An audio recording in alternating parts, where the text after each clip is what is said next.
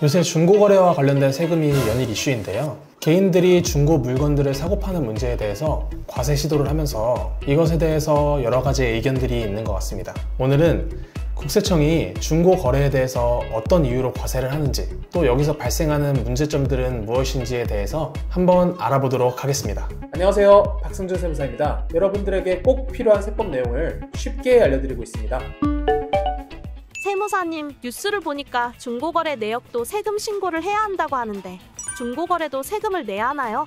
저도 최근에 뉴스나 기사를 통해서 그런 내용들을 봤었는데요. 다들 아시다시피 중고거래 플랫폼들이 몇 년 전부터 활성화됨에 따라서 많은 분들이 중고거래 플랫폼을 통해서 물건을 사고 파시는데요. 중고거래는 개인 간의 거래이고 몇 년 전만 하더라도 그 규모가 크지 않아서 그동안에는 세금과 관련된 문제가 별로 없었습니다. 그런데 이런 특성들을 활용해서 몇몇 업자들이 중고거래 플랫폼을 통해 사업을 하며 물건을 판매한 다음에 이에 대한 소득 신고를 하지 않는 문제점들이 있었습니다. 국세청은 이런 문제들을 파악하고 플랫폼으로부터 작년에 중고거래를 통해 수익을 올린 사람들의 명단을 받아 그에 대한 세금 신고 안내문을 올해 발송했다고 하는데요. 문제는 분명 그 중에 실제로 사업을 통해 수익을 올린 사람들도 있었지만 많은 경우에는 중고거래 관행상 등록한 가액과 실제 판매된 가액이 다른 경우가 있고, 물건이 팔리지 않아서 게시물을 다시 올릴 때 거래 완료 버튼을 통해 기존 물건을 내리고 다시 올리는 경우가 많은데, 이런 부분까지 전부 합산해서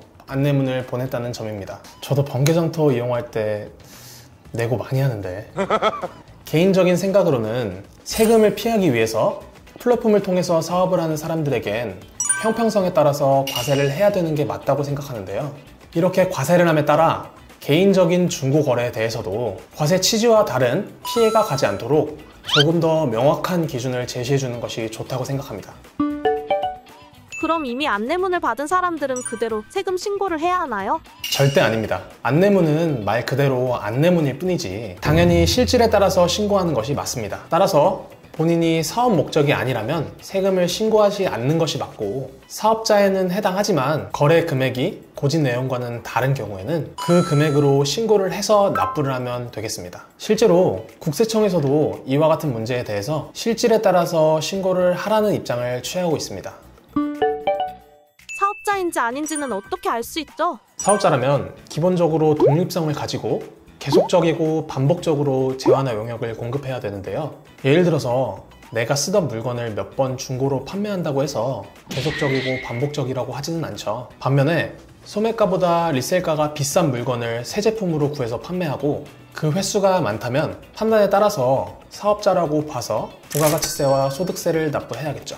하지만 중고거래 특성상 그 기준이 조금 모호한 점이 논란이고, 사업성이 있다고 봐서 세금을 과세하기 위한 기준들을 조금 더 명확하게 보완하는 절차가 필요하다고 생각합니다. 오늘은 최근에 논란인 중고거래 과세 문제에 대해서 얘기해봤는데요. 국세청으로부터 안내문이나 통지서가 날라오면 아무래도 당황하기 마련입니다.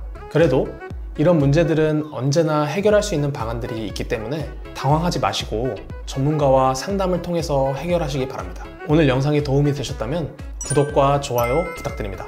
감사합니다.